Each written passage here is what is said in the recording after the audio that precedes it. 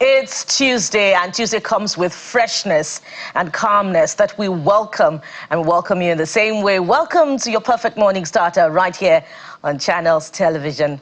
I am Bukola Koka, and look who's fresh and back from South Africa. There's always more to do. And looking dapper, by the way. Thank you very much, Bukola. Thank you so much for joining us on the program. I'm Jeff Friels, and as always, we'll keep you updated on what's playing out in the polity and what's happening in the country. Bukola, what's been going on? Quite a lot, Jeffrey. Of course, I know that you never take your eyes off the news. Never. So you're just asking that question to feel all righteousness.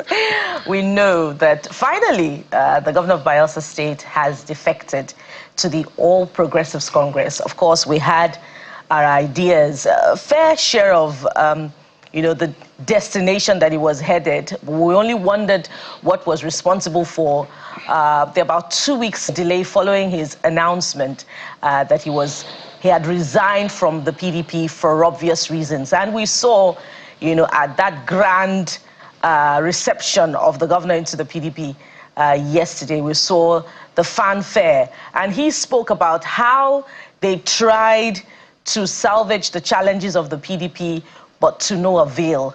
But there's an interesting dynamic to the governor of Bayelsa State's defection, unlike the others that we've seen, that the government moves wholesale, without any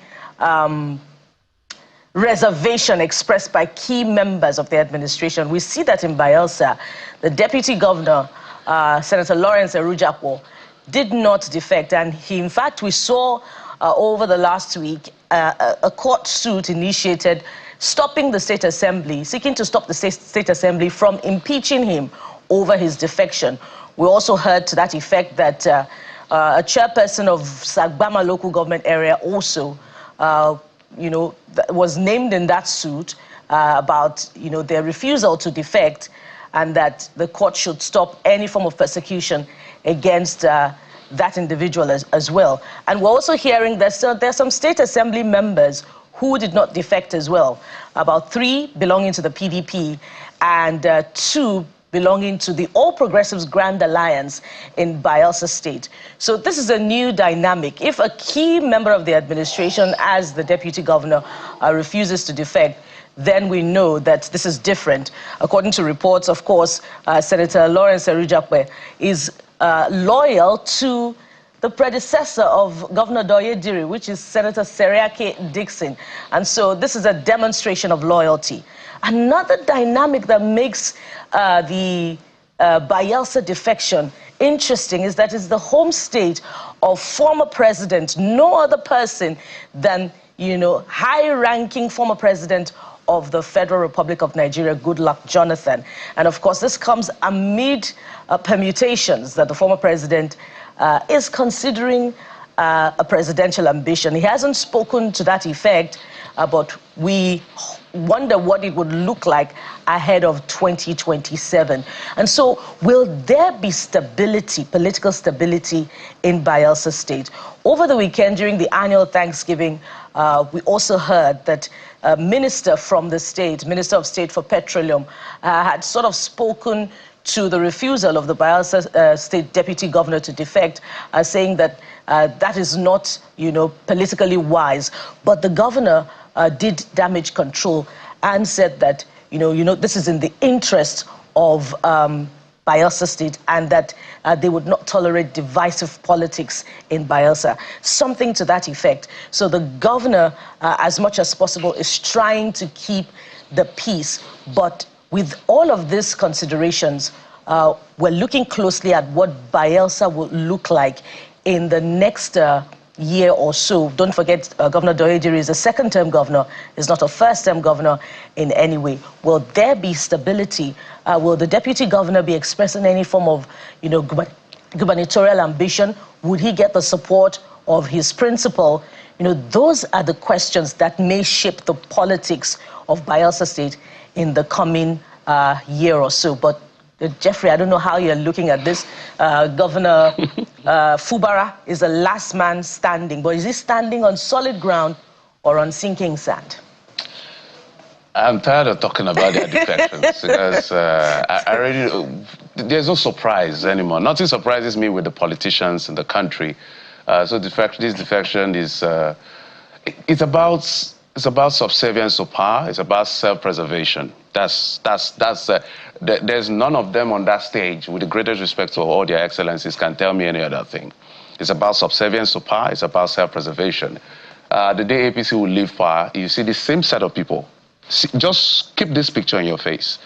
You see this happens again. So this is where we are in our politics. It is, for now, in the nearest future, it's not going to end. They know how to analyze the future. You have to give that to them.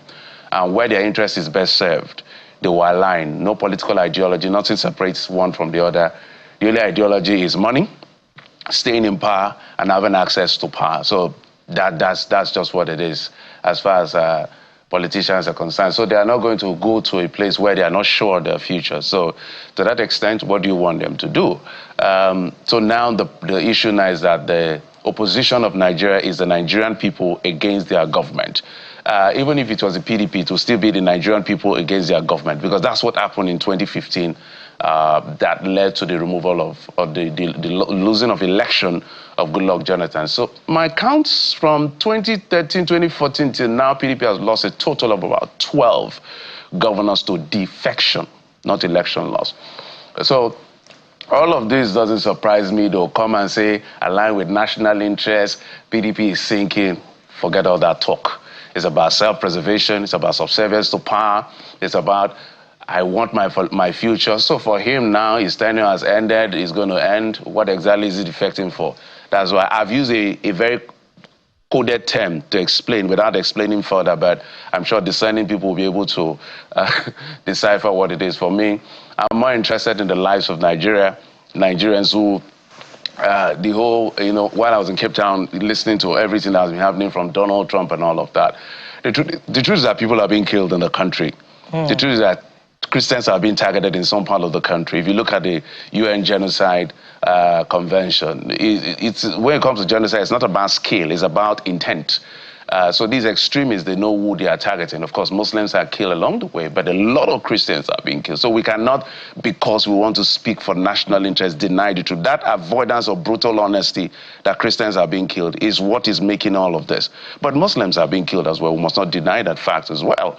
So if they chose to scream for help and they feel that the help is coming, what do you want them to do? But I do not see the invasion of America in our country as a solution to the problem. We all know how it ends. We have examples of how it ends.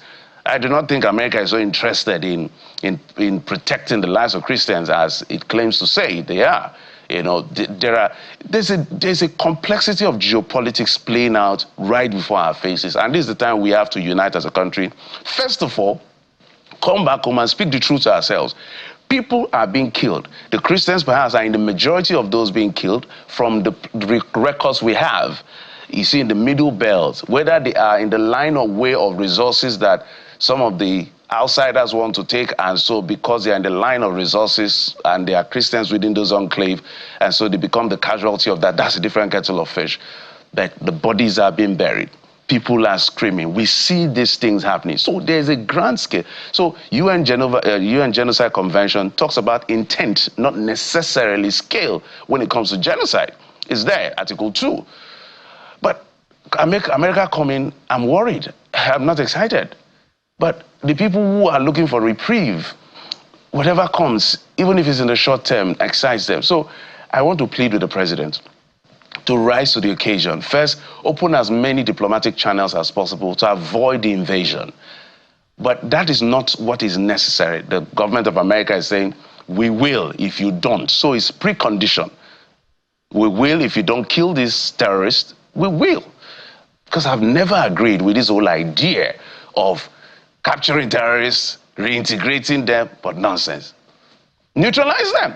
They are enemies of the state. The presidency and the government of Nigeria, in the interest of national interest, must come hard and strong and unbiased against these people. Forget about your second term for a moment and protect the life. Has the government been doing some stuff? Yes, they've been making effort. But is it enough? Absolutely no. That is what is. I'm not interested in who, if they all want to go to APC, I don't care. I just care about the lives of the people, and I don't want America, in my own, to come and invade our country. We know how these things end. So at the end of the day, please, and this is the time for all of us, citizens, government, to unite and see that this doesn't happen. But this doesn't happen doesn't mean conspiracy of silence. Is to go hard on these criminals. Our judicial system, justice system has to be upscaled to the point that they find them guilty, the ones they arrested, and make sure they pay, whether they are sentenced to death by hanging or sentenced to life imprisonment. Something very drastic has to happen, like happened in El Salvador. That is the only way forward. And for now, please, the presidency, I'm begging the presidency. This is not the time for everybody in the presidency to be talking. Some of you in the presidency, with the greatest sense of respect, you lack the tact, diplomatic tact and temperament to speak at this time. Please hold your peace. Let those who have the expertise to speak, so that while somebody is speaking peace and diplomacy, somebody is not spitting fire, and we're all convoluting the situation. For now, it's for national interest. You know, Jeffrey, you hit the nail on the head on every point that you have made as far as, you know, this designation of Nigeria as a country of particular concern is concerned.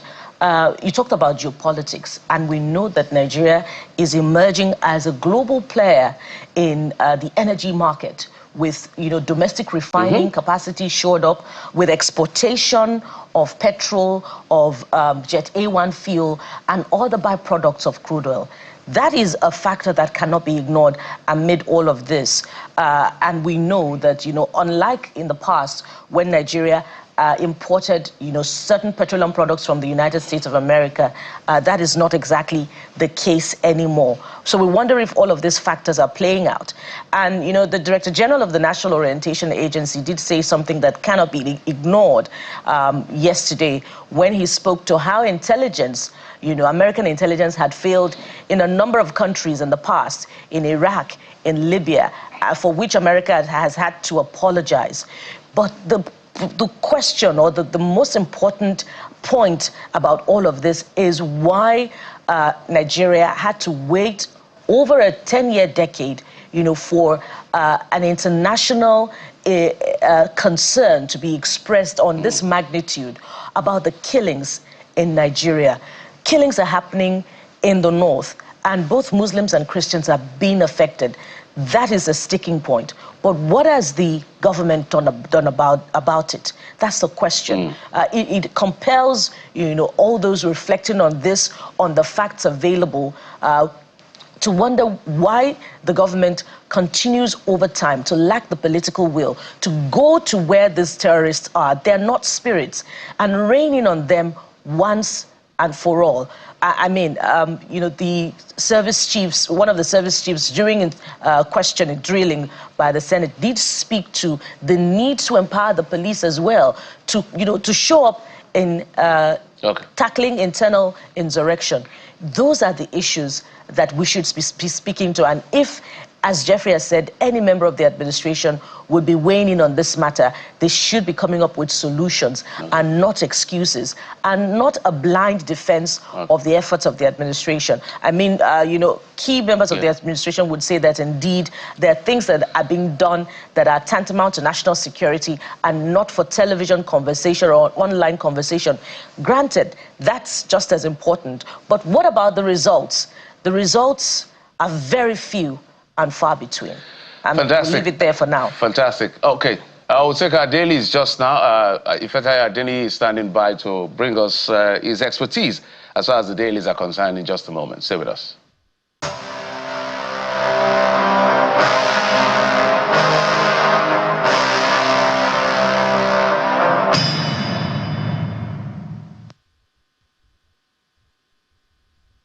Mr. Ifetai, thank you so much for joining us. He's joining us from Ethiopia, Addis Ababa. Mr. Ifetai, let's talk about what this Nigeria is leading with. Finally, Diri dumps PDP for APC, says more move made in Bayelsa's interest for accelerated development under Tinubu. You know, my default position is all these lies we're tired of hearing. Stop all of this.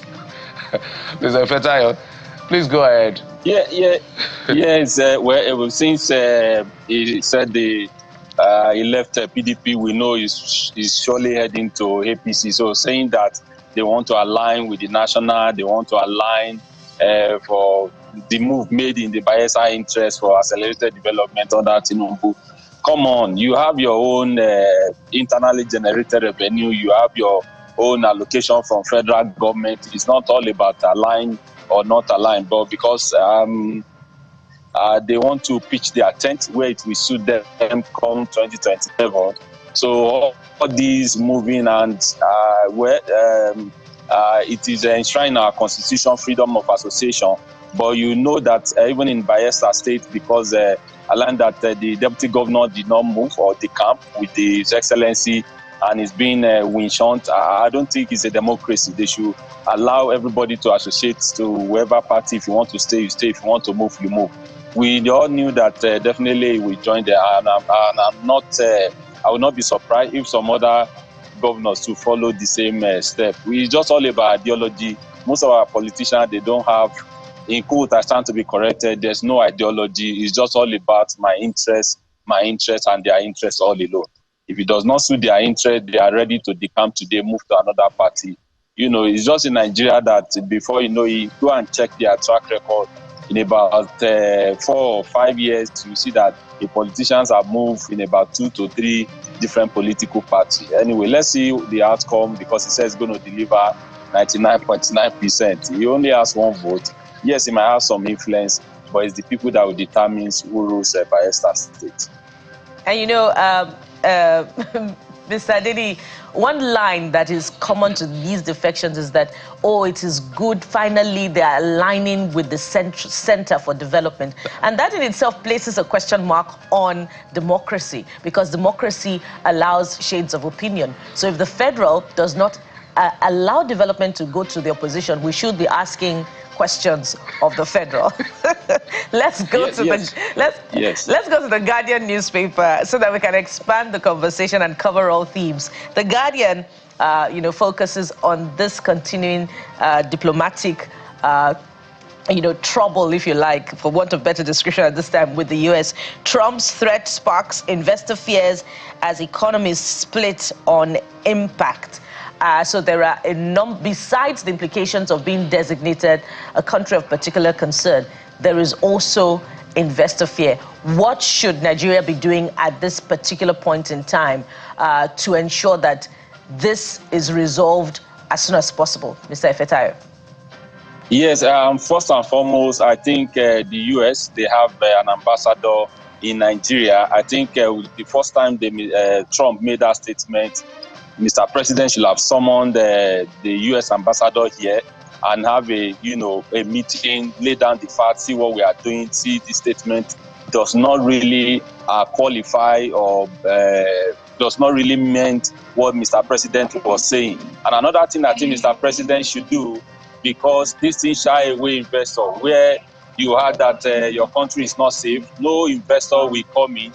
Even internally, it will affect them. And you can see that even Chad, they close their border because they are in the fear that the terrorists or whoever that is attacking or causing security crisis in Nigeria might want to flee into the neighboring country. And I'm sure 1 or 2 businesses are conducted in that route. So it will affect us. One of the things I also expect Mr. President to do is to call maybe the ambassador of Chad, call the neighboring president and have a conversation with them. It is time to be active and proactive. And as well, I will not be surprised if you should engage Donald Trump and say, this is the situation. Yes, we want you to come and help us when it comes to technology, equipment and all of that, hardware or software, whatever it is that can make us to tackle this thing. And I listen to you just like you said. Excuse me, we've never heard people that are being held accountable or responsible for this shenanigan act of terrorism, kidnapping and all of that. Oh, so number of people have been prosecuted, so number of people have been sentenced. Those are the figures, those are the facts. In as much you don't want to share some information, in the public gaze. So I think those are the things that Mr. President should be doing now so that we can regain the confidence of investors and even our neighboring countries so that they will not shut their border against us. Yeah, Mr. Feta, I know you have a flight to catch, so we'll release you in just a moment. Let's go to Daily Independent newspaper. A decline in oil prices threaten Nigeria's fiscal stability. So I'm looking at the numbers. Brent is at 64, WTI at 60. We benchmarked at 75 on our assumption into this year, 2025. It's already November. Well, in August, the president has said we've done quite well when it comes to non-oil revenue, but the big earners, foreign FX earner for us is oil. With the prices down, it threatens that element that's supposed to shore up our revenue. What do you make of this? Yes, it's high time they begin to think out of box. Yes, we know we depend heavily on oil revenue, because you can't look at the external factor to determine how you run your country. I think they have not done so much when it comes to non-oil revenue. There's so much potential in Nigeria, but most of the investment are not going towards non-oil sector, so to say. They might be making an effort, but it's not enough. And I think if we can look inward, we have our potential when it comes to tourism. They can develop it. We have our potential when it comes to the creative sector. We have our potential when it comes to real estate. And even if when there's a stable power, it will attract some form of foreign direct investment in terms of investors who are saying that they can't come to a country that is not powered or struggling with power generation or power distribution, as it were. So I think they need to buckle up and also to let us know. I said it on this program one time that as a president, because of what we are going through, Mr. President needs to be having like a media chat. It might be quarterly or monthly. Give us, this is what we have done so far. This is what we are looking at. And it's not that they will be reacting. Most of the time they react to the situation that happen. But I think in the terms of Forex, they've been able to stabilize it, but dependent on oil. One day, maybe I was saying to someone that maybe because of the crisis going on in Russia, a lot of sanctions have been given to Russians. That's why we were able to have some, so to say, in the local language, customer that patronize us for now, because of the sanction placed on Russia and some other actors. So they need to do better. They need to do more to make sure that we give life to those non-oil sectors, so that we can, even if it's, I know Estonia, they only dependent on tourism alone, and they generate so much from that space. You can learn, you can improve and unlearn and move forward. For those countries who are not dependent on oil, how are they doing it? What are the potential that we have in our country? And you can leverage on it, and we'll be fine. So New Telegraph is the last one before we let you go. New Telegraph is leading with that. Chad closes border with Nigeria over possible U.S. military action. So the riders, as Canada joins U.S. in condemning killings of Christians in Nigeria, Nigeria needs support to grow democracy, not attack, says ADC. As NOAA dismisses genocide claims, Adeleke calls for peaceful. So the riders are a lot in that direction. So our neighboring country has decided to, put up a bit of caution by closing their border. What do you make of this? Yeah. First and foremost, just like I said earlier on, I think Mr. President needs to call the ambassador or the ambassador of the country that we share borders with and have a heart-to-heart conversation with them. If it's possible, get on the phone with their president, Davido, so to say, that said we rise by lifting order. So it's not the issue of security. Because it's happening in your house does not mean that your neighbor should rejoice. It might escalate. So let's come together and fight this. And also on that corridor too, there are businesses that are being conducted as well. So if you just put your hand that it's only Chad, who knows, maybe Benin Republic or Togo or whatever it is might join the same along that line, that let's close our border because US are coming. But regardless, Nigeria is a sovereign nation. Whatever it is that US wants to do, I think it should have an input of the president.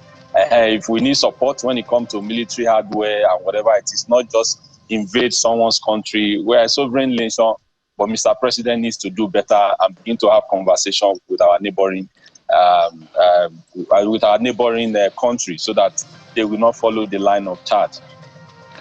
Ms. Adeni Ifetayo, thank you so much for coming through despite that tight movement I know you're on at the moment. Thank you, and safe trip. Thank you. Mr. Fatayo is a journalist, a publisher of Megastar magazine, joining us from Addis Ababa in Ethiopia. So, Bukola, we'll take a break and we'll be back in just a moment.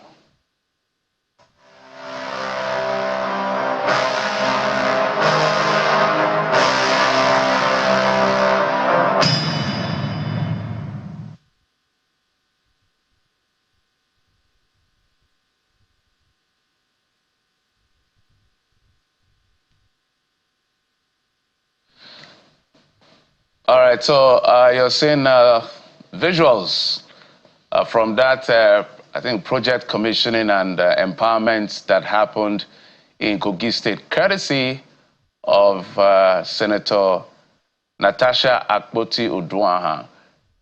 She's been through hell and warm waters, and from the fight in courts to get her mandate to go to the Senate, to her suspension by the Senate for 6 months.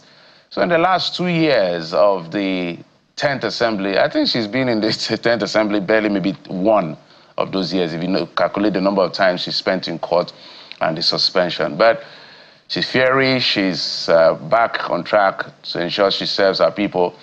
But I think the big story is to the effect that, you know, she had invited a couple of the senators. I'm trying to see whether they were there or not, but this is her inaugurating project in our community, our constituency, that's how it is referred to serve her people.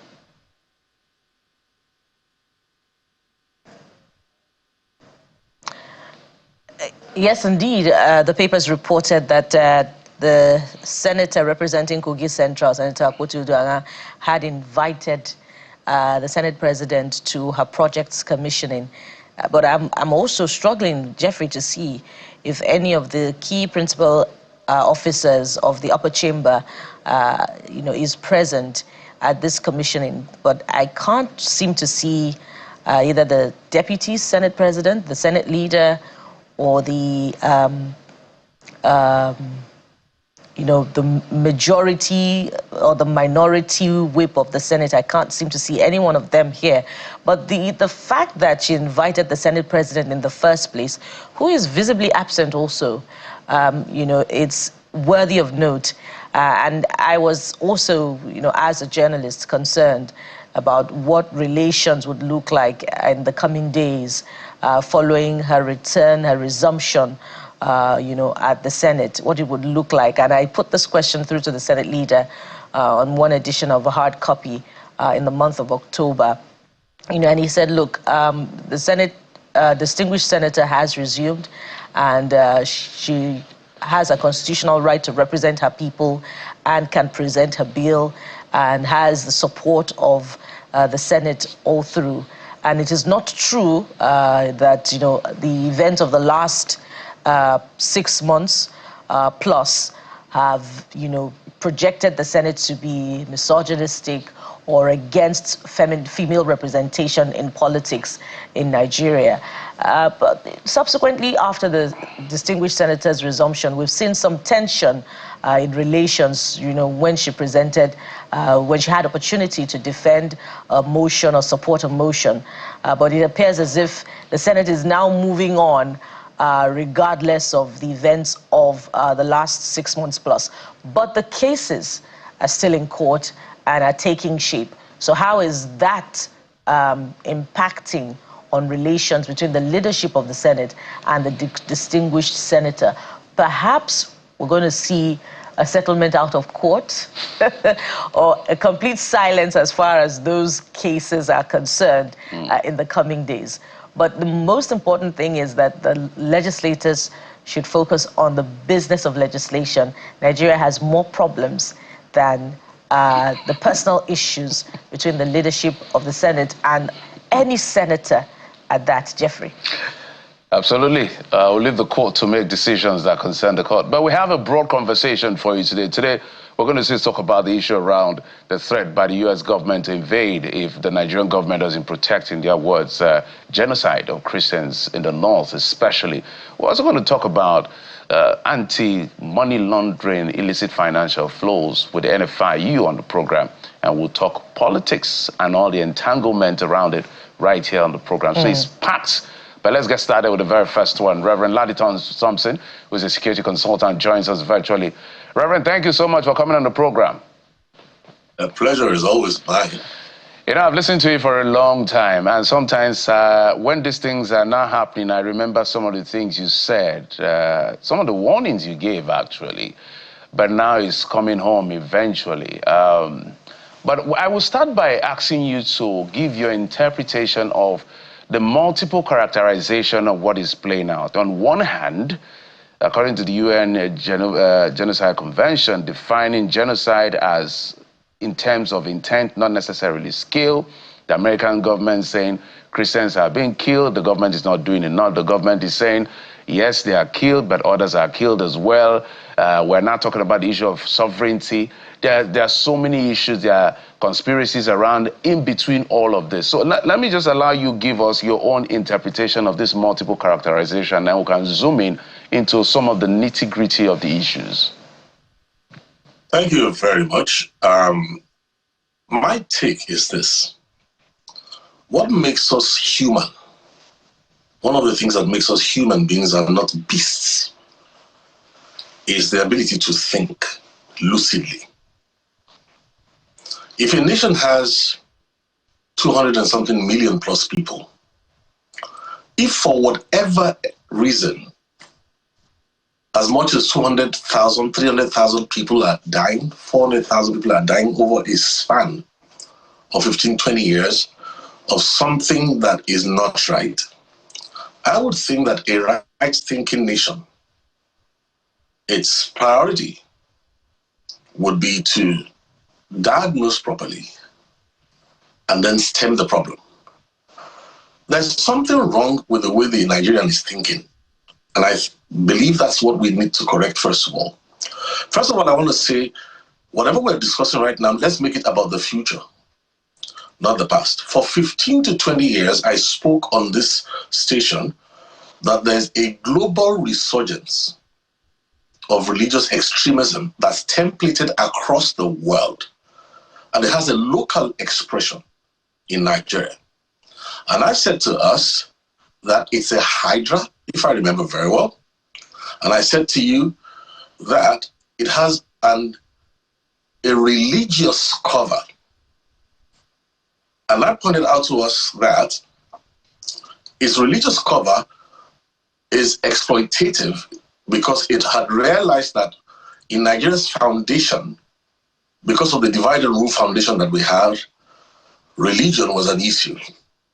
So it exploits that opportunity to create an enmity between classes. And I said for the first, like from the 1990s upwards, for the first 10, 15 years, it was consuming Christians. Not only consuming Christians, it was systematic. We're talking about the rape of young girls. We're talking about kidnappings.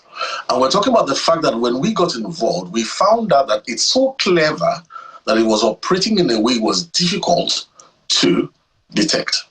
And I remember saying ahead that at a final stage, towards the end, it will begin to kill Muslims. And when I said that, I was as a special advisor to the CAN president then, they were surprised. And I said, no, we've studied the MO of this thing, and whether we like it or not, if you want to go theological, let's go hyperdimensional. If you're a Christian, for instance, you will know that in Revelations 12, the Bible talks about the dragon with 7 heads and 10 horns. Now, one of these heads, the mountains, is religion. What you're up against is a dragon, and it uses not only religion, but education, but you name it. I'll give you a good example. In the years, I remember we had a meeting, and a journalist in Lagos there picked up something we pointed out in a meeting, that a textbook contained classical conditioning of the minds of students and was an approved textbook in a Nigerian school. It had a character who used to kill people and offer them to convert to Islam or be executed. And the journalist went ahead and, printed it. And when he did, a sack letter was waiting for him. He was charged to court. The police, the judiciary, everything was lined up to take care of him. Now, this is an interesting thing. That manufacturing company printed a new version of the textbook, presented it in court, minus that story, forgetting there's a second-hand market because they removed all copies swiftly. So who does that? When we went to a second-hand market, and presented old copies of the book, they threw the case out, and then there was a national furor, so they quickly retreated, and he got his job back. Now, what I'm going to ask you is this. What amount of intelligence does it take for you to see that there's something moving and working together behind the scenes? So we shouldn't be in denial. Let me just sum it up like this. Nigeria is a country that has multiple problems, like maybe a patient has Ebola virus, has HIV, and then has a virulent case of cancer. Shall we now say that because there are other life-threatening diseases, shall we now deny the cancer? So I don't want to say anything more than this, because there are two sets of people who have to be careful. When a soldier joins the army, he doesn't sign up to live. He signs to die, to defend his nation. When a pastor, a Christian, a minister becomes a pastor, he doesn't sign to live, he signs to become a living sacrifice, which means the nation should trust on them, at least the pastors, to speak truth to people of religion. So let's get away from this silliness, because anybody with an iota, I know that it uses media as a force expander. It's very confusing. It's not very easy, but through the years, we have broken this thing down and showed it for what it is. So it is actually wicked, asinine, for anybody in Nigeria who knows Leah Sharibu, who was taken at age 13 or 14, has been raped brutally, has 2 children somewhere in captivity. They don't care about it, whether she's in captivity or not. I'm surprised that the people who are in Nigeria who remember Deborah Samuel in Sokoto, who was killed. The students who killed her on religious basis were never tried. I want to remember Christiana Oluwashesi in Gombe, 2007, a teacher who was slaughtered by students. They went after her nursing baby towards the gate. Now, I can go on for a whole day listing them. The young man who came from Britain to come and do his youth corps in Plateau State, they were shouting Allah Akbar when they slit his throat, and they had him call his parents to listen to his death throes. So what are we talking about here? Now, the challenge is this. This Hydra has a head in politics. It has a head in education, like I showed you. It has a head in media. It has a head in practically all things. Many nations have learned to deal with it, but Nigeria never got it right because of asymmetrical warfare, hybrid threats, and of course the use of media as a force expander. So the point now is this: because we refuse, or whether it's a lack of courage, whether it's cowardice, whether it's confusion for whatever it is, we have not really faced up to the truth. And that's where we are right now. So when a man like Donald Trump comes in and says, look, the bloodshed is copious. Now, I'm telling you why Nigeria has been silly. Over the years, there have been too many foreign observers who have come into the country who quietly have been watching the figures, collecting, collating. I remember this same confusion at the time we were looking for the FTO designation on the Boko Haram. The Boko Haram was so disguised. Some said, no, it's ethnic. Some said, no, it's this. Some said, no, it's that. I remember in 2012, there was a hearing on Nigeria in the US Congress. And you would not believe the asinine arguments that we heard there. Don't forget, in my desk at that time, the American government, Secretary of State at that time, was funding the Boko Haram in Nigeria. So now, all of a sudden, there's a change of government in America. And there's somebody who's not going to cooperate with, look, on the global level, there's something called the pacification of terrorists with territories. All right. Now, that is what is going on. All right. But all of a sudden comes a president who says, no, we won't do that. So let's get out of denial and protect the future of our children. What should we do now is what we should be talking about. Not all this politicking, spreading money around, being silly with our future. Indeed. The same thing I spoke on just a minute. I spoke on this program some years ago when an Al-Qaeda member was appointed a federal minister in Nigeria. And I remember I said it publicly, because we are living sacrifices. Why is that happening in a nation?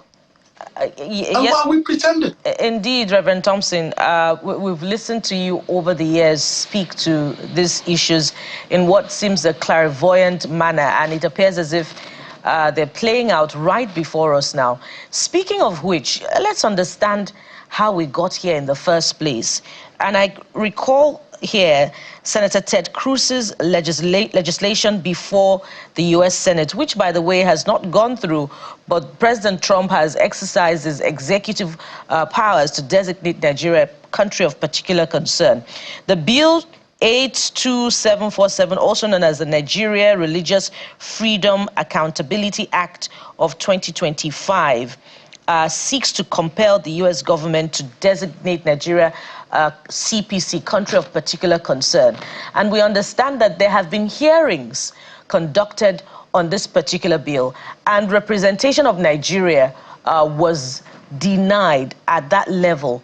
Help us understand who are those that you consider may have presented this legislation or presented petitions before the U.S. Congress, because we understand that there are some Nigerians over the years who have appealed to the international community, to come to the rescue of Nigerians who were being killed. Does this have a Christian coloration, Reverend Thompson? I think it has a coloration of what we call the defense of religious liberties. I'll give you a few more examples. Go and read the Nikitobi report. In the Nikitobi report, there was a recommendation that the Commissioner of Police was complicit when the churches were being burnt, when Christians were being targeted in Plateau State. The recommendation from Nikitobi was that he was to be dismissed with ignominy. Instead, he was rewarded and became the Inspector General of Police in Nigeria. So what am I trying to point out to you is that, look, let's not forget about America. Are we saying we don't value the life of our people? Are we saying that we're not aware that this thing had a religious cover? And I keep saying religious cover because it is a supremacist ideology. I went to Ahmadu Bello University, and there are multiples of Muslims all over Nigeria who are not murderers. But because this thing wears a religious disguise and nobody blows the cover of the disguise, instead, the government reinforces it. Let us look at the governorship of El Rufai. If we begin to quote what he said, the things he did, and we begin to look through the years, we don't need the American government to come and tell us that we have devalued human worth, and you will never build a successful nation when you devalue human worth. So when it comes to the American government, there are processes that they have. But the question I want to ask you is this. If your daughter was picked up at age 12, and 29-year-old men were raping her continuously, and I've had to deal with many children like that. I've had to do trauma counsel for them. How do we talk to their parents? Are you sure these are the questions that we'll be asking? Let me tell you the truth. Bunker Samson, go and find out who that is. Rose Northcott, go and find out who that is. For the Gajere's family, find out who those people are. They couldn't care less whether it was Donald Trump or Donald Hump. If somebody comes to finally tell Nigeria, you can't keep doing this, and I will tell you why it is pertinent. The Hydra, terrorism is a global affair. It's not local alone.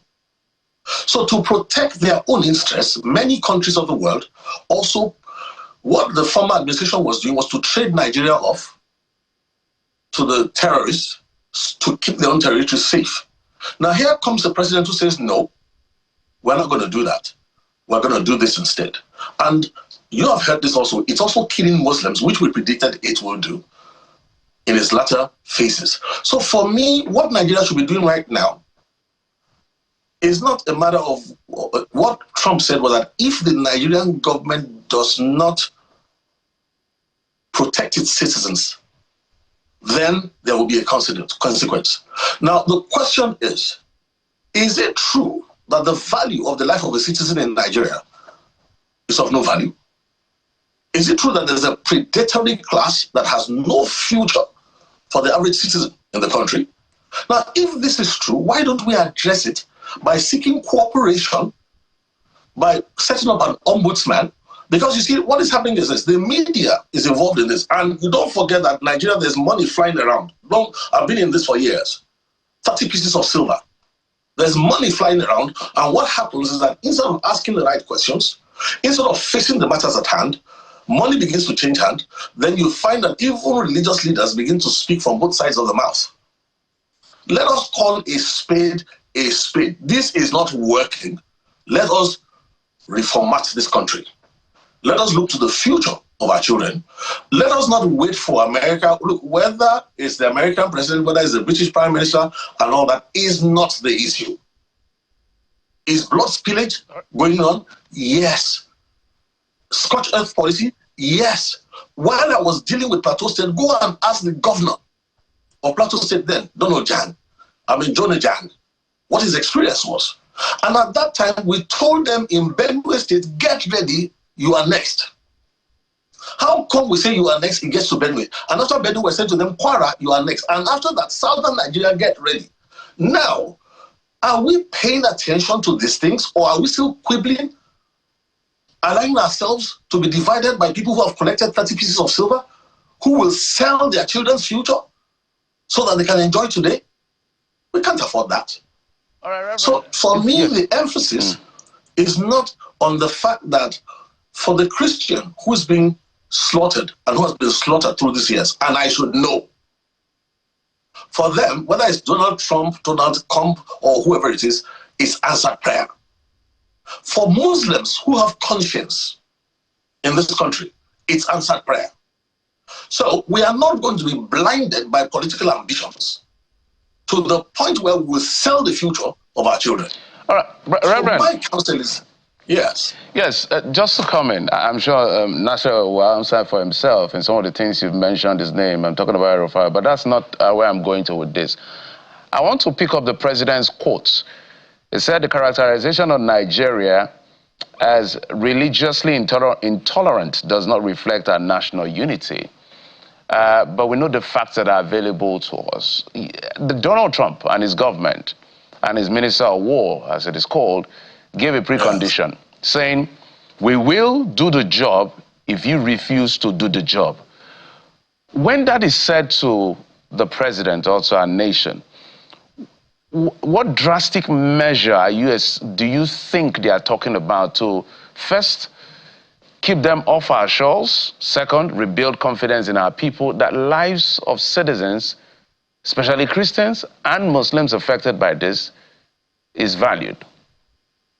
Now, this is where we know whether we have leaders who care for the life of the citizen or leaders who just want to hang on to power at all costs. A leader who cares about the life of the citizen, like I said, would probably first of all set up an ombudsman of some sort to clarify the issues, to bring forth statistics, which we will. If they dare, we will. We've seen the oppression and the suppression through the years. And if that president knows that this is not right, and if that president knows that there's no infiltration in high places as admitted by presidents before him, if that president is a serious-minded person, the focus should be protecting the lives of our people. Now, what is America talking about here? I think the allusions America is making is this. Excuse me. Let me talk about Leah Sharibu, for instance. Everybody in the world knows where she is with the children that she's been raped and she's rearing. Where the locations of terrorist camps are, everybody has been telling us for years, and we've been saying it, that there's complicity in high places.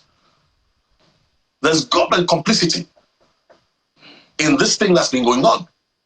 And I don't know how anybody will continue to live in denial when you know it will end up devouring this nation. So for me, I keep saying this. If America says, listen, remember the underpants bomber, the son of one of the wealthiest Nigerians, who took a suicide bomb and was going to explode it in America. I told you this is a global problem. And it is not all countries that will wait for us to destroy Nigeria. If Nigeria goes, West Africa will go. If West Africa goes, Africa is gone. What do you think will happen if all the resources of West Africa or Nigeria falls into the hands of this Hydra, which is a real Hydra? Why is our president not talking about that? Why is he not talking about that? Why is he not looking at the statistics and then saying, look, this is what we are going to do? So please, Mr. Trump, there's no need for you to come here. This and this and this and this is what Nigeria is going to do. We believe in the future of our children more than you can. believe in the future of our children, and we have looked into what you have said. We're not going to be replying, with just hyperbole and just, talking politics with the lives of people. We're going to reply you factually and say you are right or you are wrong.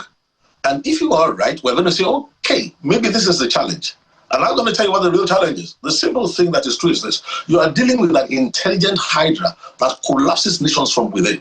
So the corridors of power. Look, why would America sit down and watch you if in your Nigerian army, every time you capture terrorists, you claim you have found a special elixir that changes them, and then you absorb them into the Nigerian army? Now, the people sitting down and watching that happen, is it that they are not thinking? Is it that they don't understand what the future is going to bring?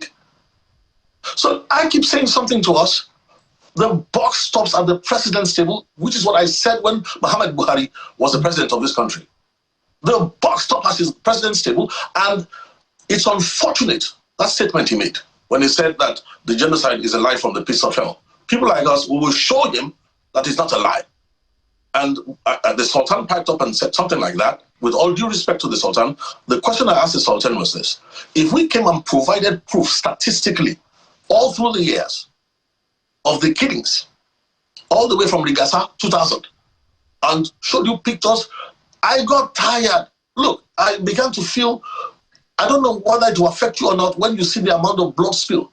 I've been in places where the bombs are still exploding. Go and ask my friend Musa Tula in Bauchi. You're having church services, an explosion, then a leg will land in the church. And because this thing is being done systematically, this church in the south will pick up 30 pieces of silver and then be talking in tongues on both sides of the mouth. What is going to happen to the children? So let's bring it back home here. Is it true? And if it is true, what are we doing? Forget about what America is doing. If it is true that our forests, let me even tell you the truth now, we are living sacrifices. I had a security meeting with the governors of the Southwest more than 10 years ago. At that security meeting, I remember furnishing proof where there were camps all in the forests. Did anybody go and clear the camps? No. Instead, we are talking, excuse me, please, please.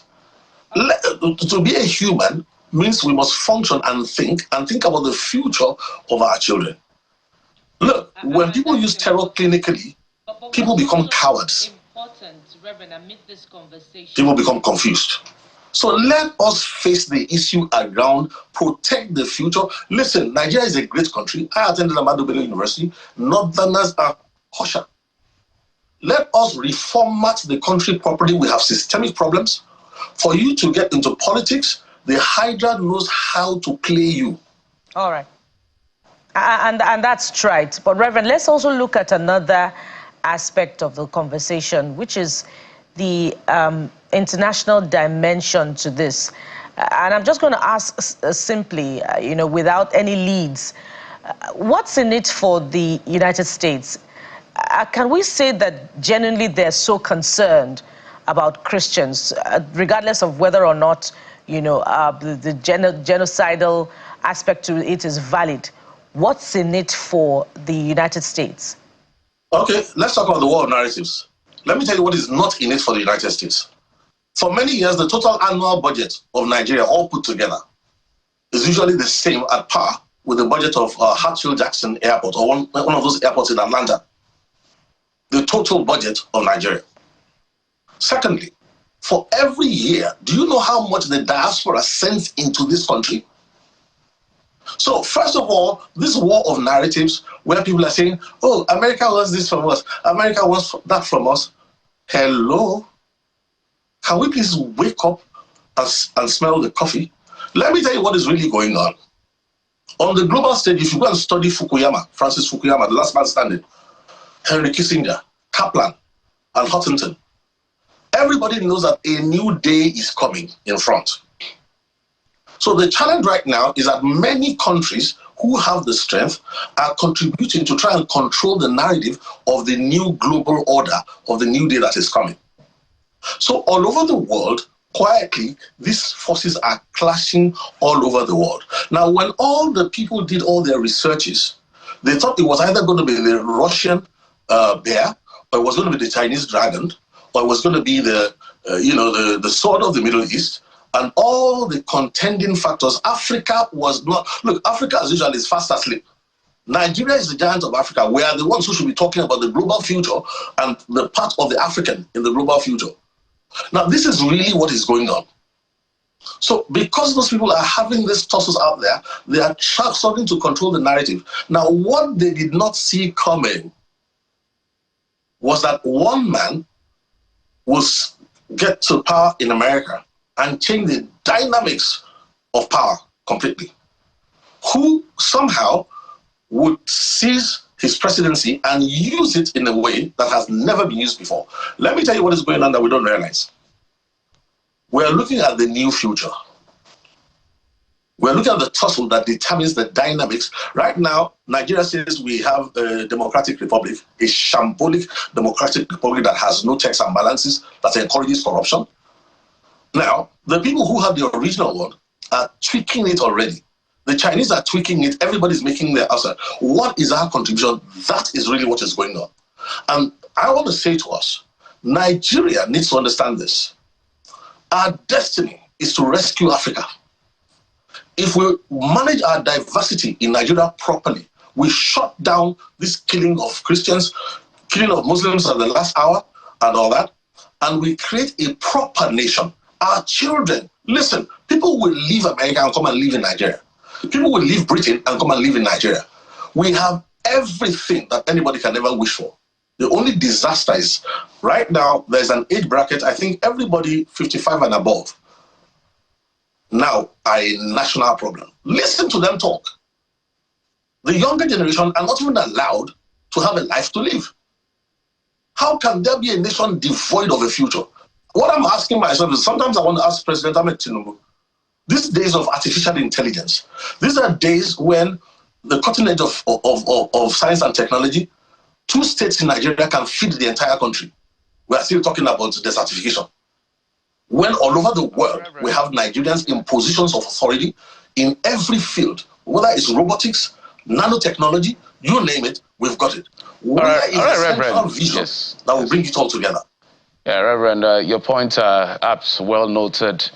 And I think you're one of the persons at this point that has to be called into the room for us to have that brutal, honest conversation so that we're not lost in politics, because we're seeing all kinds of rhetorics, some very laughable, some very, I don't want to use the word because we're on TV, but you know exactly what I'm talking about. But it's for national interest so that we get to a point as a continent, as a people, where we value human lives, which is what you've been advocating for a very long time. Reverend Larry Thompson, thank you, sir, for coming on the program. We appreciate you, as always. Pleasure is mine. Thank you very much for having me.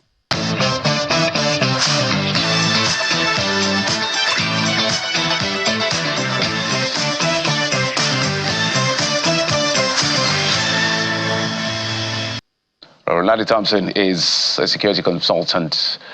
Bukola, you have the next one. Yes, indeed, Jeffrey. And the next one is just as critical, but I couldn't take off of my mind Reverend Thompson's position that it is Nigeria's responsibility to salvage Africa. That's a huge one. Speaking of, solutions, let's head over to a very critical conversation, which we started about 2 weeks ago on this on this particular truth table, what I love to call truth table, detecting illicit financial flows. And just recently, Nigeria was delisted from the grey list of the Financial Action Task Force. And this is a seminal turning point in Nigeria. In fact, the Minister of Finance has lauded this as repositioning Nigeria to play in the global economic space. So let's reflect more on this. And joining us on this segment is the General Counsel, Nigeria Financial Intelligence Unit, Mr. Felix Obiamalu. He joins us from our Abuja studio. Good morning, Mr. Obiamalu. Thank you for joining us on the program. Good morning, Bikola. Thank you for having me. Indeed. It's good to have you. I'd like to get straight to my pleasure. The role that your agency played. But before that, I think what is just as critical is the emerging dynamics to this designation of Nigeria as a country of particular concern. We've seen in the papers today that Chad is closing its border because of the worry of attack by the U.S., and we've also seen worries about investment. How does this impact on the progress that has been made in the delisting of Nigeria from the grey list of the Financial Action Task Force? We're now supposed to have been moving forward, to play globally in the investment field. But how does this new challenge impact on that progress? Thank you very much. Well, first, I will have to look at it from a professional point of view.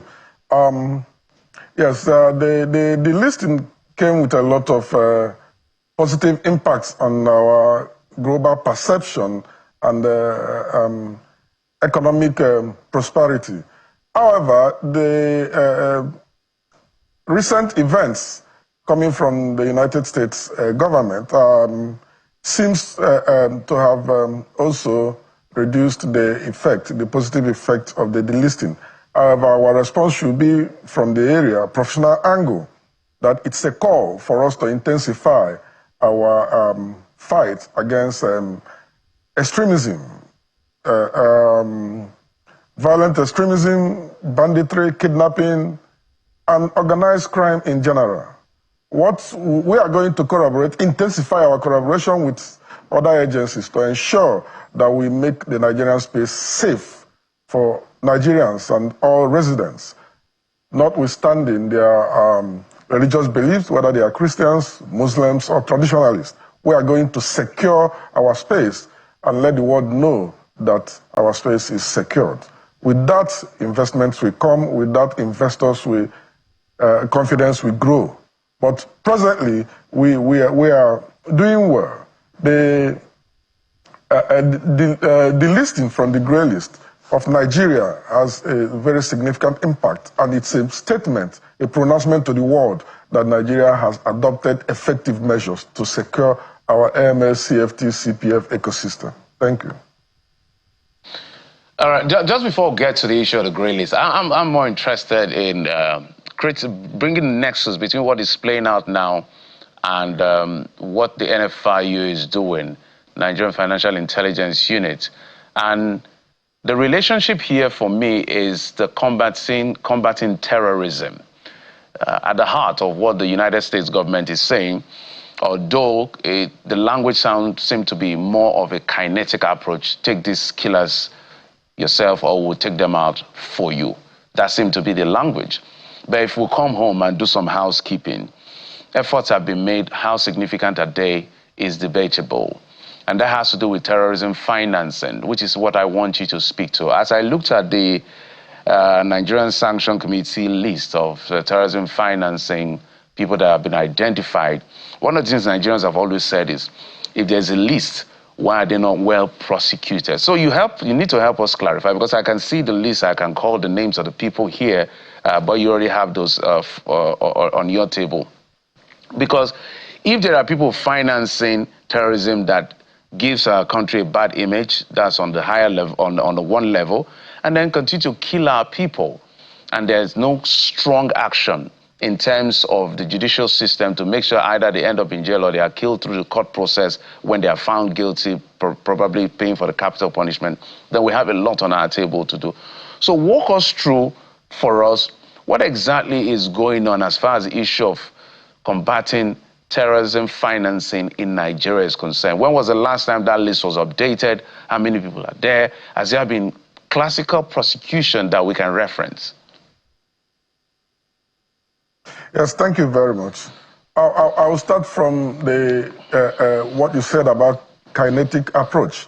Now, for us to actually effectively combat terrorism financing, terrorism as it were, and the financing is an aspect of it, we have to adopt both the kinetic and the non-kinetic measures, which we are adopting in Nigeria. The work of the FIU basically is to ensure that we cut off the financial network of these terrorists, because it's the finances that gives life to the work of the activities of the terrorists. So from our angle, we identify, identify and cut off their financial links and networks, which we've been doing effectively. And then we disseminate intelligence to the law enforcement agencies, those who are mandated to be on the field, the kinetic part of the process. And then they investigate, apprehend, and prosecute. And then for the judiciary, there has also been a lot of communication and capacity building for the judicial arm to also understand the nature and configuration of these. So there have been a lot of prosecution and convictions for terrorism and terrorism financing lately.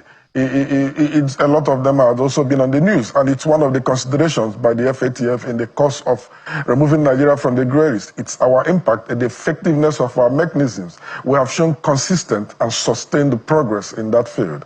And yes, for the Sanctions Committee, we meet quarterly, and the designations are not just what the Nigeria Sanctions Committee do. It's just one of the activities of the Sanctions Committee. And designations come when there are persons who have been identified for designation. There are criteria for designations.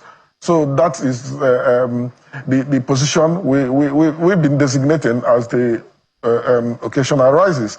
But most importantly, we've been combating it on the field, both kinetically and non-kinetically. We've been aligning intelligence with covert intelligence with overt actions to achieve the result. And we've been making progress. Yes, you say the jury is still out as to how far our progress has been. But I know that even at the international angle, we are collaborating with other nations. We are part of the Sahel region and the Lake Chad task force that is combating terrorism, financing, and terrorism, as it were. Thank you. I'd like you to speak to two issues that I'll quickly follow up on some of the things that you have said in response to Jeffrey's question. Jeffrey asked for a list. For instance, we have a sexual offenders register, that is operated by NAPTIP. Isn't there supposed to be sort of a list, for public naming and shaming for those who are responsible for the maiming and killing of people in our communities?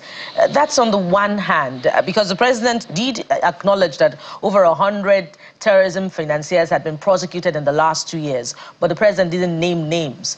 That's on the one hand. And on the second hand, what is the challenge in the deployment of technology to trace terrorism financing, particularly for banditry and kidnapping and insurgency in Nigeria's northeast, northwest, north central?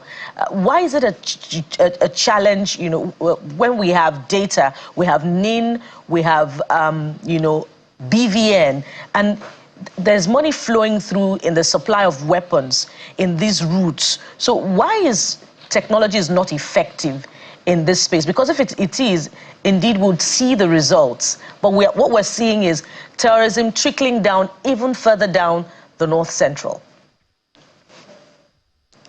Thank you. First, I won't agree with you that technology has not been deployed in combating terrorism financing, because we at the FIU, we deploy a lot of technological tools. In fact, to some persons, the FIU is a tool, a technology tool itself. So what we do basically is to track and detect the flow of this financial network. And we apply technology. We use technology a lot. We have virtually automated all our processes. And for these designations, there's a Nigeria sanctions list. There are two lists. There is the international list under the UNSCR 1267 and 1373. They have the international list. And then we have the Nigerian domestic list. They are all publicly available at the Nigerian Sanctions Committee website. And also, you can also get all the reporting entities and stakeholders receive alerts whenever these designations are made. And then we also have the OFAC sanctions list. So these are all the lists that are available, and they are all publicly available. There is no element of not being able to expose them. They are all publicly available, and you can, those that deal with them one-on-one, especially the reporting entities, the financial institutions, and the near VPs, they have been able to assess them and then mark them with the activities they do. For instance, transactions of persons on the designation list are tracked and their assets freezed. And then we use technology to track them too. Some of these designations come out of the result of the use of technology, because when you apply technology tools to the identification and tracing, it makes it easier, it makes it more certain, and it yields positive results. That's what we've been using, and it has shown effectiveness. All right. Let's expand the conversation further. We can keep you for 1 hour because there's a lot you need to help us unpack, and there are layerings to it. But let's talk about politicians and the issue of stealing our public funds as far as the issues are concerned. I have looked through the list, the Nigerian sanction list. I've seen the names when it has to do with terrorism, anti-terrorism, and all of that. But I know that the NFI has a broad mandate in terms of watching the space and how money flows. But what is my concern most of the time is the fact that we can see that there are leakages in the system. We cannot deny the fact that there's significant corruption among the political class, but we hardly see them behind bars, no matter whether it's a governor, a senator, and all of this. So how does NFIU monitor politically exposed persons? That's on one hand. How come we don't have as many politicians behind bars as they should be? Because we know some people who had nothing and they become whatever they become in government, and they become super rich, and they can explain their way out of it. Thank you. First, you know, in this industry, and for convictions to arise, they need to be evidence, empirical evidence. I need to start from the base. First, the jobs, the mandates are differentiated. At the FIU, for instance, we are intelligence driven. Our job is to generate the intelligence. We look at, we actually have a PEP list. We have a PEP list, and there's also CBN and all the other reporting entities. They also have their own PEP list. So we know who the Money Laundering Prohibition and Prevention Act 2022 listed the qualifications or criteria that will make you a PEP. So we have a PEP list, and persons who are either new customers or old customers with transactions are usually run through the criteria to know if they are Peps or not. And when they are Peps, there's an enhanced scrutiny on their transactions. But we need to also know that being a Pep is not a stigma. It doesn't mean that you're a criminal. It's just that it's a notification that there are some enhanced measures that will be deployed against your transactions. So having said that, the FIU generates, it receives reports from the reporting entities, they analyze it and generate intelligence. It is this intelligence that is being disseminated to actionable intelligence that is disseminated to the law enforcement agencies depending on their mandate. And then they investigate. After the investigation, prosecution comes, and then convictions. So again, I will always link it to the removal from the grey list. In the course of the process where we deployed our mechanisms to address the deficiencies that were highlighted by the FATF. These things were cross-checked by the FATF themselves. The number of disseminations of intelligence and the investigations, the prosecutions, as well as the convictions. So there are three parts to it. The dissemination of intelligence by the FIU, which gives rise to investigation. The investigation by the law enforcement agencies, and then the prosecution and conviction. Now you see, for prosecution and conviction, you have two arms, the law enforcement or the prosecuting arm, that's the Federal Ministry of Justice, as well as the courts. So it takes interpretation of the laws by the courts, the conviction of the courts for a convict to be convicted. But again, I don't think it is quite correct to say that there have been no convictions. There have been convictions. People have been convicted. Yeah, but if there are specified persons that you're looking at for to be convicted, then I don't know, but what I know for sure is that there have been prosecutions, and some are ongoing, some have been convicted, and some, because when the case gets to court, the court looks at the evidence. You cannot be the prosecutor, the judge at the same time. So when you arrive at the point that there's enough evidence to prosecute and you submit the matter to court, you do your best, and the rest is left to the court for interpretation. So there are some also who were discharged and acquitted by the court, and that implies that the evidence we have is not enough to sustain the charge. But yes, there are room for improvement. There is also need for the judicial timeline to be reviewed, because it seems that it takes ad infinitum for some prosecutions to be concluded. But we are making progress. It may not be that significant to some observers, but I know that we are making progress, and that the system. Now, on the issue of corruption, if you look at our national risk assessment, corruption is high. It's high. It's a high risk predicate crime. So we are addressing, because all we do is risk-based, so we are addressing that. We have that at the back of our minds. We are addressing that. And then also, because the FIU is not just an intelligence organization, we are also a sort of a research institution. We do research studies, and into trends, patterns, and we generate products, strategic products, like typology reports.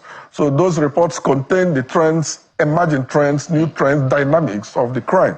And then we also issue advisories, guidelines, and notices, as well as executive alerts. The advisories we used to advise, we issued one recently on Ponzi schemes, where we alert the public on what they should look at. And then guidelines when we need to put a stop to certain things. We all know when the FIU issued the guidelines from them, prohibiting the cash withdrawal from the scope of the accounts. FIU, the scope of the FIU is expansive. You had begun to talk about Ponzi schemes, and that's another area entirely. But let's stay with terrorism financing, and I'm glad that you referred to the point that there is indeed room for improvement. Of course, the weight of the work of the FIU cannot be discountenanced. If we refer to the number of prosecutions and convictions that we have seen. But the point is that the tracing of illicit financial flows and terrorism financing is directly related to the security challenge that we're seeing. And so if you say that the deployment of technology is effective, there's a question mark there, because we can relate it directly to, the security challenge that is continuing in the country. We're seeing mass killings and, the sophistication of weapons that these terrorists are wielding. That is a lot of deployment of funds. So that's why I'm saying that, why is the deployment of technology not effective in tracing, the work of the terrorists in Nigeria's north? That's on the one hand. I'd like you to now speak to the concern about the movement of financing in public sector corruption, which is also directly linked to, real estate, particularly in the federal capital. We've had this conversation on the program earlier on. What is the finding of the FIU in this regard?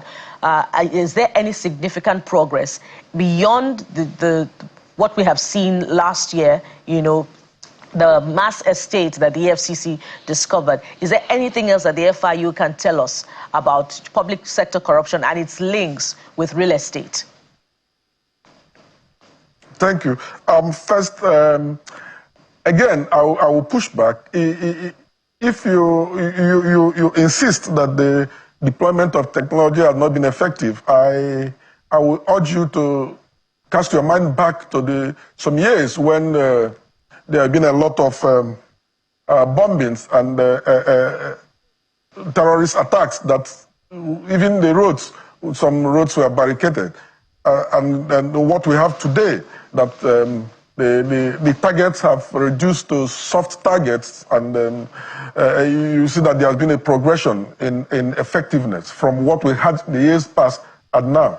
And most of those are because of the technology that we deployed. Yes, I agree that there are rooms for improvement, but you know that it's not something that you just go out one day. We can just, there's no magic wand that you wave and all the terrorism will just be wiped out. So we are making progress, and it will be good to acknowledge the fact that we have made some progress and that we need to increase working. We need to intensify. We need to strengthen our use of technology. And then you also know that when you talk about technology, they are resource intensive, and also there's also need to capacitate to be able to effectively use the technology. So these are also some of the issues that you also take into consideration in arriving at whether or not there is effectiveness. But when the Global Standard Center looked at it, analyzed it, reviewed it, and say, yes, we have shown effectiveness, I think we should applaud ourselves. And then for the improvement rooms, we ensure that we narrow it. Again, the FIU sits at the intersection between national security, financial integrity, ethical consideration, and economic development. So our work is quite expansive, but it does not mean that we are being overwhelmed. We are not. On the issue of public corruption, I spoke yes, if I may comment, because of time, my sincere apologies. So the reason why we're perhaps, as you're doubling down, we're doubling down on the issue of public corruption is to the effect that, because we're not saying there has not been conviction. We're talking about how many of the big fishes, if you will, have had to go behind bars. That's why, because there's no deterrent to bad behavior. Even the American president, who is the president now, was found guilty on 34-count charge in one of the states in America, but I don't know how their system works. He became president. So perhaps you're doing your work as FIU, but down the value chain of how this is supposed to end up getting the kind of conviction you want, it didn't end up well. It's either you didn't do your work well or the system botched your work. It's one of those two. But we appreciate what you're doing. And in appreciation of what you're doing, help us to maybe give us the current top, what do you call it now, the top threats in terms of money laundering. Which areas or which sectors has FIU seen to be where, whether in the private or the public officials, used to drive and launder money the most? And what is provided for in the law for whistleblowers who can help the agency do their work more effectively? Okay, thank you. Again, I will refer you to the National Risk Assessment. The top three risk predicate offenses we have are corruption, terrorism, and then drug trafficking. So these are the top three. And for sectors, yes, the DNABP sector seems to be the most vulnerable. And the DNABP sector extends to the real estate sector that your colleague mentioned earlier. And we have done a lot of work in that. We have tried to also build the capacity of operators within that sector to be able to detect suspicious transactions and those transactions that will be reported. And they have kicked in. They are now corroborating. Again, on the issue of the system, the coordination and collaboration strengthened by the IMC and the FIU has also ensured that we have built a sort of tight, watertight working mechanism, collaboration-wise, in that when intelligence gets to the investigative body, they investigate and prosecute.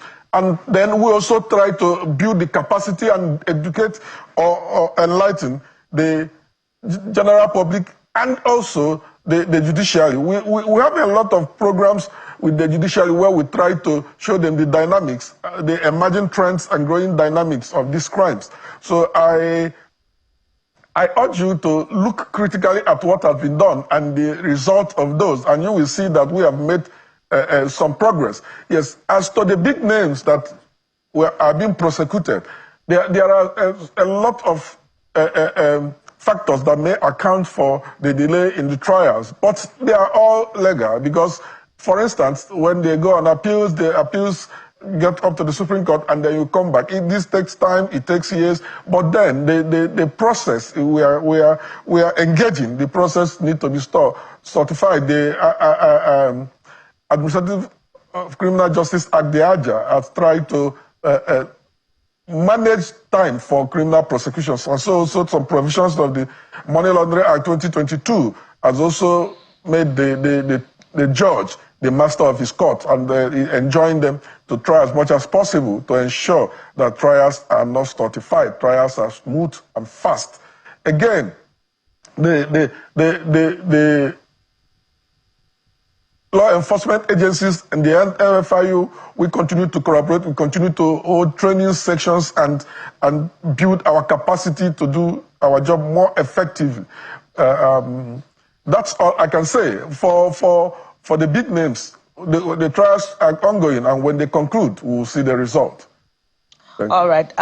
We hunger really for more results because names have been mentioned as being linked to terrorism financing behind closed doors, and sometimes, people have dared, to come on television and say that indeed certain people in government know about terrorism financing. So we'd like to see the big names if indeed money is being moved in very questionable areas. But we thank you for your work and we appreciate what you're doing. We've been talking with the General Counsel, Nigeria Financial Intelligence Unit, Mr. Felix Obiamalu. Thank you for your time on the program. Thank you very much. Thank you very much. And from here, we head on to another critical conversation. The state of nation, begs questions about the responsiveness of the administration, particularly in key areas. So we'll be back for this next one after this break. Join us again.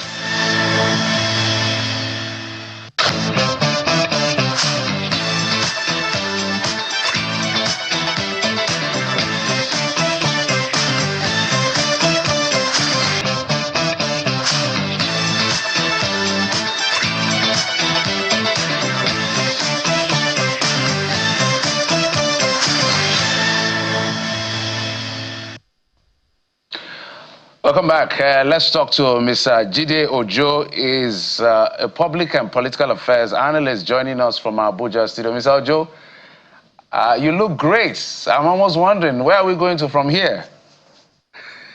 It's a pleasure. We're going nowhere. All right, fantastic. Good to see you. Look great. All right, let's get started with the politics. Let's begin with the politics, because I know that we've explored the conversation around the sanction or the invasion with Mr. Laditon. If we have time, we'll come to it. Yesterday, we saw finally, for you and I and those who watch this space, there was no surprise. The governor of Bayelsa State, finally moving to APC. And all the reasons they gave. I want to read Nigerian News Direct. It led with why I defected to APC. And then he pledges to deliver 99.9% of votes to President Tinubu. You and I know this is a lie. It's not going to happen. I would like to always say that I want to come back and say I was hasty. So there are two governors I know they are just being political. Governor Diri has added to the list. 99.9% for APC is not possible. That's a lie. It's not going to happen. The governor of Edo State said he's going to give Tinubu 2 million votes. I said that's a lie. That's not going to happen. Because we know the trail of votes as far as the numbers are concerned. But what do you make of these defections? Well, for me, it's no surprise that we are having the gale of defections. As a student of politics and as somebody who's been on the field over the decades, I know there are two countries in politics, and this is a metaphor of sort. There is Saudi Arabia and there is Siberia. And no one wants to be in the Siberia of politics, but in the Saudi Arabia of politics. And what I mean by that is that average politician wants to be where the largesse is, where there will be resources to share to their followers and loyalists, where they can peddle their influence. What influence is there to peddle as a member of opposition?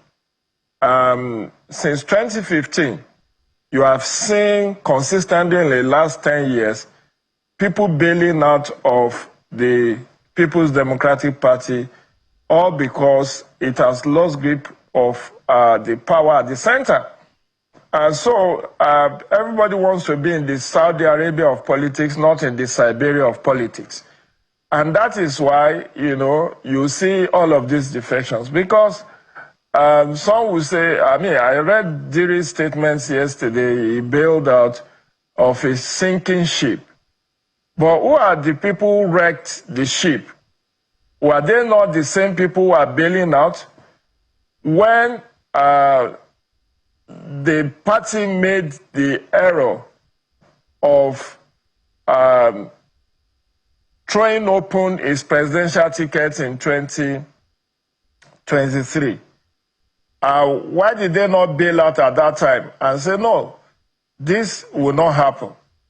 But they all waited and were, doing all manner of permutations as to where their interest will be best guaranteed. And politics is all a game of interest.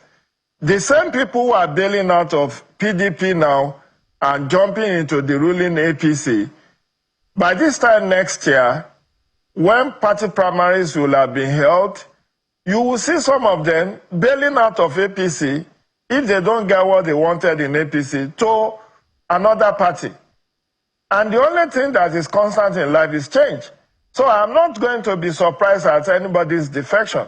In fact, what surprised me was the fact that a court of competent jurisdiction, Abuja Federal High Court, sacking a Zamfara lawmaker on the basis of defection, because maybe the guy did not get very good lawyer. Section 68 subsection 1G of the Constitution of the Federal Republic of Nigeria actually allows a lawmaker, particularly a senator or House of Reps member, to bail out if there are factions within the party, if there is crisis at the national headquarters of the party. So you cannot tell me in good conscience that for some time now, particularly this year, that PDP has not been in factions.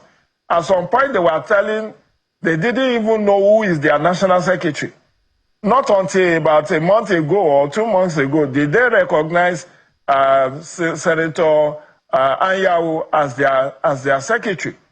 INEC had to call them to order and say, look, every of your correspondence, you name somebody as your secretary. At some point it was Senator Anyanwu, at some point it was Ude Judokoye, at some point there was no even signature of a secretary. Tell us exactly who is your secretary. Until then, they now allowed Anyanwu to take that seat. And now Anyanwu said last week that his signature was forged on the letter that was sent to INEC for the observation of the election coming, the convention that the court has also halted. So we know that a party in crisis would not benefit from fidelity of its members, particularly fidelity of lawmakers, because lawmakers are looking at the next election. Don't forget that for legislative assembly members, there is no term limit. You can be there for 40, 50 years. In as long as you get nomination of your party and you win at election.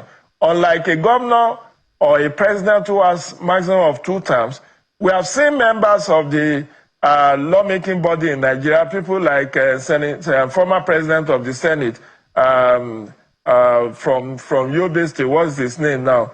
Senator, I'm trying to remember his name. Even Ali Ndume from Borno State has been there from maybe 1999 or 2003. Ahmed Lawan has been there from 1999. So the lawmakers are the only ones that the law criminalizes that they should not defect unless there is a division or crisis at the national headquarters of their party. So all of this that is happening is all a game of interest. It's all about where they will be able to peddle influence, where they will remain relevant, where they can always access the national cake.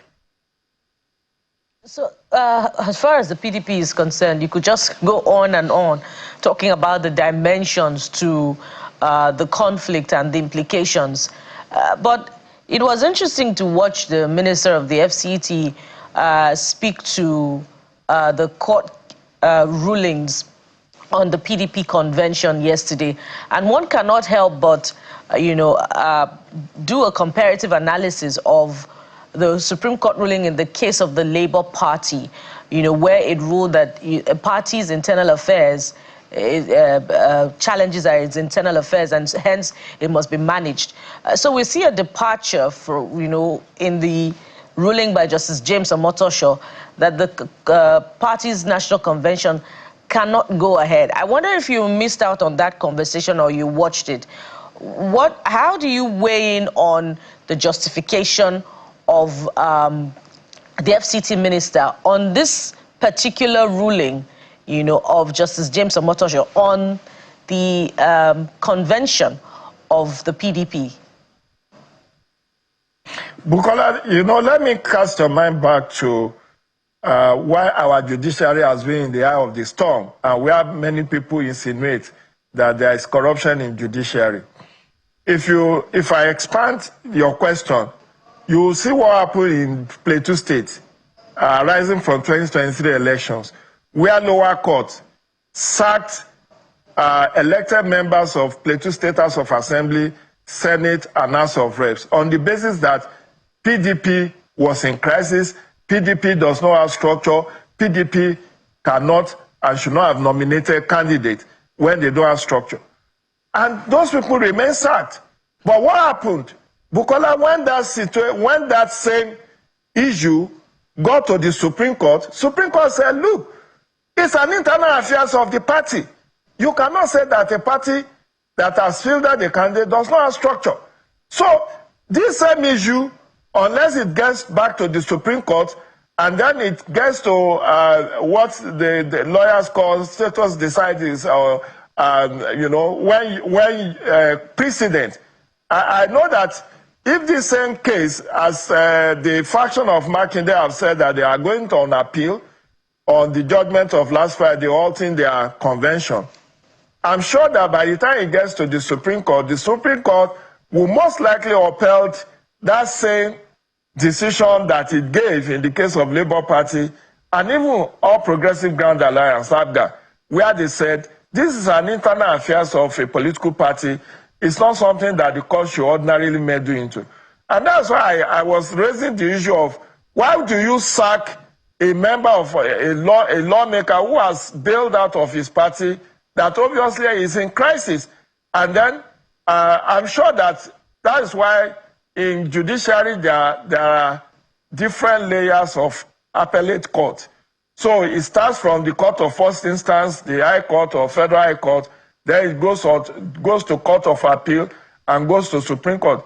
And until the Supreme Court makes a pronouncement, you cannot actually say that this is the position of the law. So I'm not surprised at what Nyesom Wike was saying yesterday. He said that over the weekend.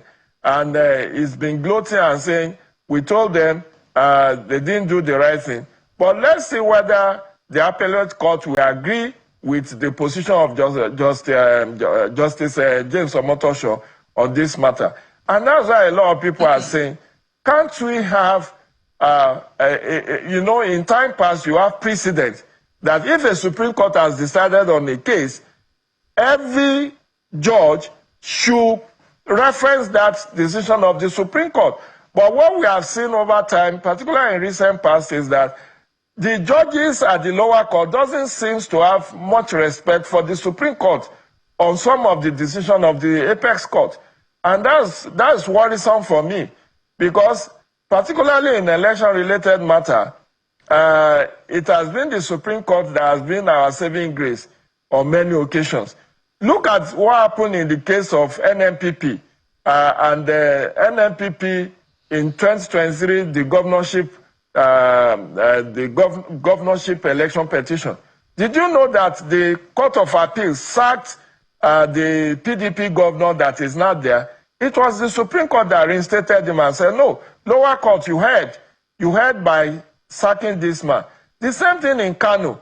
Remember that I think it was also the appeal court that sacked the governor Yusuf, Abba Kabir Yusuf, and the Supreme Court reinstated him. So until when, I'm really very worried, and I think that National Judicial Council should be worried, that when Supreme Court has decided on a particular case, rather than the judges at the lower court referencing and respecting the decision of the Supreme Court, they always want to assert their own authority and independence. And of what importance then is issue around judicial precedence.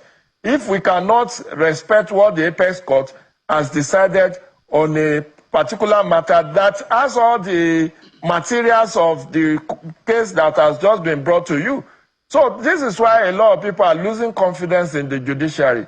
But unfortunately for PDP, time is of essence, because by the time you go to Court of Appeal, you get a decision, the other faction appeals it, then you have to go to the Supreme Court. And now, Supreme Court is congested. It has the lowest number of judges. I don't know now whether they have full complement of 21 justices that they should have. In time past, they have as low as 13 justices of the Supreme Court. But all cases, hands on whether it's criminal or civil, many cases still end up. The dockets of their lordships are full, but politicians still load.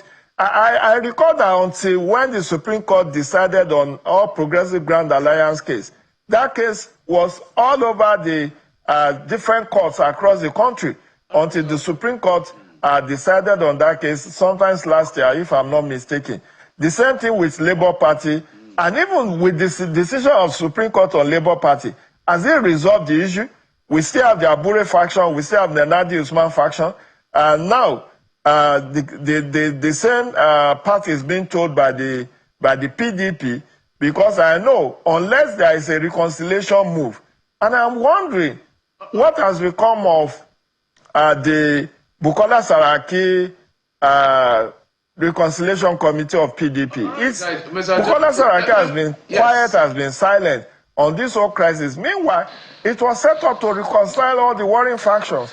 Yes, unfortunately, the board of trustees of PDP today has also lost its voice. Mr. Ojo, if I may come in, my apologies. If I may come in, thank God you've talked about it. But I'm sure we're going to get some of our senior lawyers, members of the inner bar, who will come and intervene in some of these issues around adjudication and the entire legal education system, because I can remember vividly in the Rivers case, albeit controversial, but it's a judgment of the court in the contributory judgment, 10-page contributory judgment of Justice Choma Eheme, when she was very clear to say, look, that when it comes to leadership, I remember those words, leadership and membership of political parties is the exclusive preserve of the party. Don't bring it here. And the Supreme Court has said they've ruled this over and over. I think they call it stare decisis.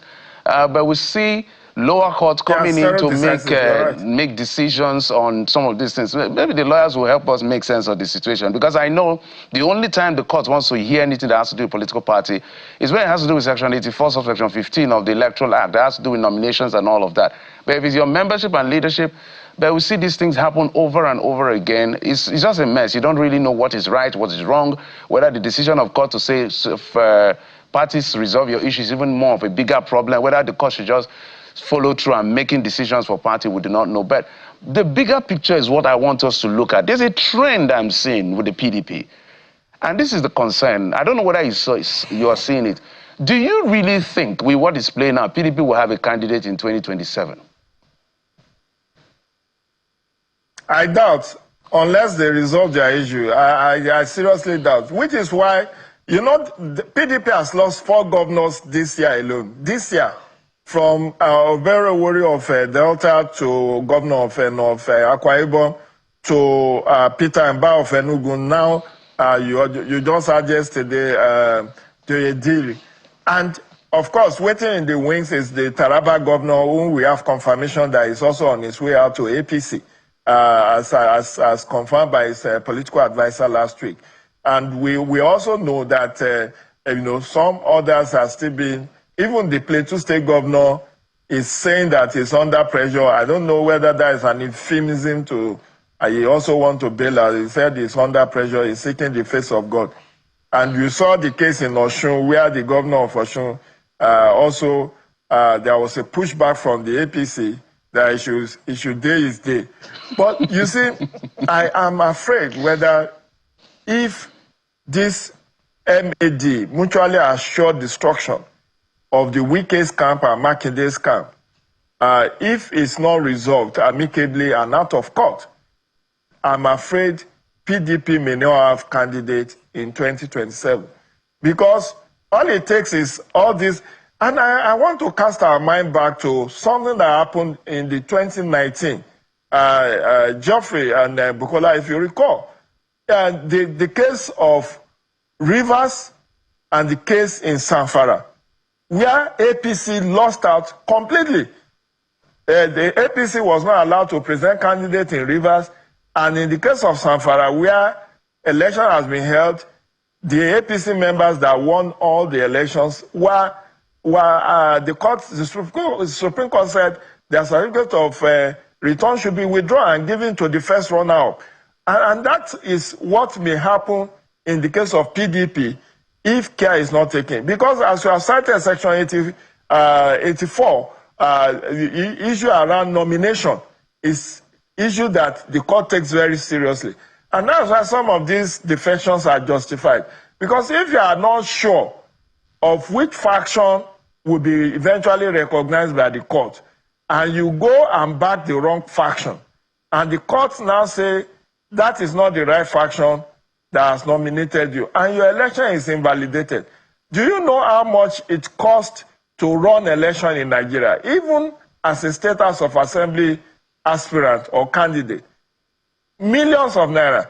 Some senators spend as close over $1 billion on their election campaign.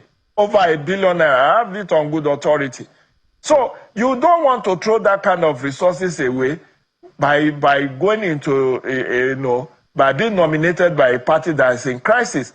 And that's why everybody is jumping into APC, because at least that's one party that seems to have some semblance of political stability as at now. Because if you, even in Labour Party now, we don't know how eventually they are going to resolve that issue, since that Supreme Court has made a decision and said, go and sort yourself out. Now, to even sort themselves out, they've not been able to do it. The same thing with ADC. We are having the similar situation where there are a series of litigations in court over how David Mark and Aregbesola took over the mantle of leadership in ADC. The same thing with SDP. There is a Shehu Gaban faction, there is another faction in SDP. So all of these political crises, that's why you see the migration or the exodus into APC because of some measure of stability. So if the leaders and opinion molders in APC, in PDP, does not use out-of-court settlement and decide on using what is called ADR mechanism, incidentally, the Independent National Electoral Commission has a directorate of alternative dispute resolution. And I think if they subject themselves to that ADR mechanism, INEC can actually help them to facilitate reconciliation. All right, because all right, Mr. that is also acceptable by the court. Yes, that you can explore an ADR mechanism to resolve your issues. Because whether the court make a pronouncement or not, as you are saying with the Labour Party, there might still be issues. Oh, my Paul, I just wanted you to land on your thought. Thank you so much. Because of time, they're literally now. Yes, one more thank you for coming through for us, as always. In the words of former President Goodluck Jonathan, it looks like all the opposition parties are pretending to sleep. Whether it's been done by the APC or not, we do not know. We can only say what we know. By the end of the day, it looks like the people of Nigeria are now in the opposition, maybe led by the media, because our job is not to be smiling with anyone, is to hold people accountable, and we'll do that job with all our hearts. whether they all want to defect or not, our job is to hold them accountable. And we're now seeing governors making false promises. So I'm going to track all their false promises. That's very funny. Thank you so much, Mr. Gideojo, for coming on the program. We appreciate it. Thank you. Yeah, it will be interesting to track all of the promises against what has been realized. I will tell you. Either at the federal or at the state level. I will tell you, but two governors now said something. I put. Well, they're looking for the results, but they will not. Bayelsa will not give any part in 99% of the evidence no day. But Edo will not give 2 million. The data is not available. All right. So. We must go. But just before we go, the Lagos Police Command has declared activist and presidential candidate of the AAC, Mr. Omoyele Sowore, wanted. Concerned who are residents of Soki have been paid compensation by government for those who deserve, who are entitled rather to the compensation they deserve. And the people have remained in peace and they've been living in the peace in the community. But it's coming to Lagos to instigate crisis, to instigate violence will not be tolerated. And I want all Lagosians to still go about their local businesses without any fear or apprehension. Let him come down, let him put his leg on ground. He's riding in a vehicle and he's making video. The police has covered everywhere and he can't come down. So anywhere he is, he should report at the nearest police station. So Mr. Omoyele Sowore has responded. He says the Lagos Police Commissioner, Moshood Jimoh, has reportedly declared me wanted for disturbance of public peace, allegedly as a result of his officers' inability to execute a shoot-on-sight order given by his, his characteristic description of the IGP, illegal IGP Kayode Egbetokun in Oworonshoki today.